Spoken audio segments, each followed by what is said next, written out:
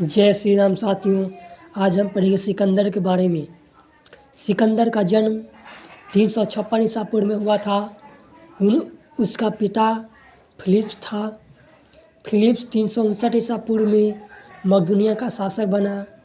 इसकी हत्या 329 ईसा पूर्व में कर दी गई। सिकंदर अरस्तु का शिष्य था।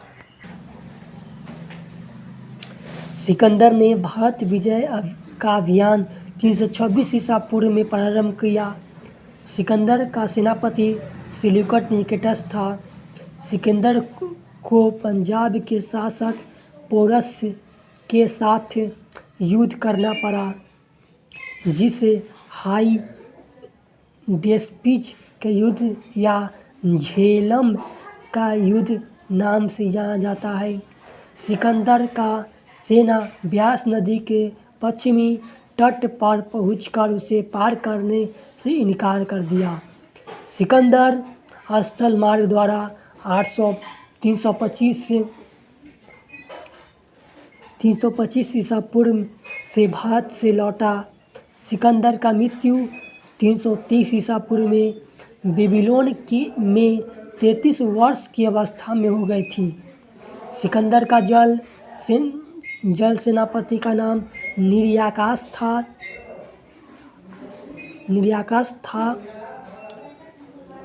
सिकंदर का प्रिय घोड़ा बौकेफला था।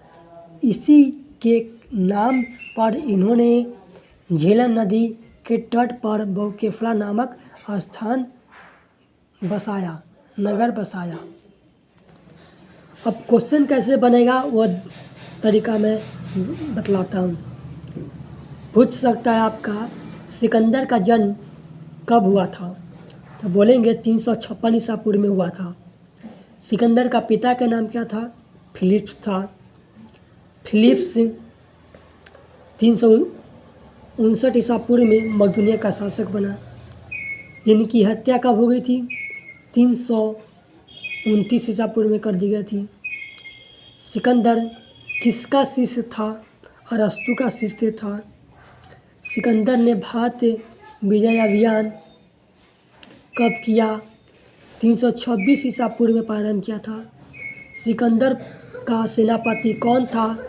सिल्यूकस निकेटर था। सिकंदर को पंजाब के शासक पोरस का युद्ध करना पड़ा, जिसे कौन सा युद्ध के नाम से जाना जाता है? हाई डेस्पिज के युद्ध से जाता है, या कहेंगे झेलम का युद्ध के नाम से जाना जाता है। सिकंदर का सेना किस नदी के पश्चिमी तट पर पहुंचकर उसे पार करने से इनकार कर दिया था? ब्यास नदी के। सिकंदर स्थल मार्ग द्वारा 325 ईसा पूर्व में भारत से लौट गया था। सिकंदर स्थल मार्ग द्वारा सिकंदर डैश द्वार मारा 325 ईसा पूर्व में भारत से लौट गया था। स्थल मार्ग द्वारा भारत से लौट गया था। कब? 325 ईसा पूर्व में। सिकंदर का मृत्यु कब हुआ था? 330 ईसा पूर्व में। और बेबीलोन में 33 वर्ष की अवस्था में हो गई थी। कहाँ पर? बेबीलोन में। कब हुई थी? 33 वर्ष की अवस्था में हुई थी।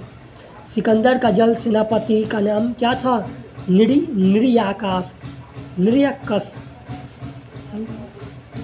निर्याकस था।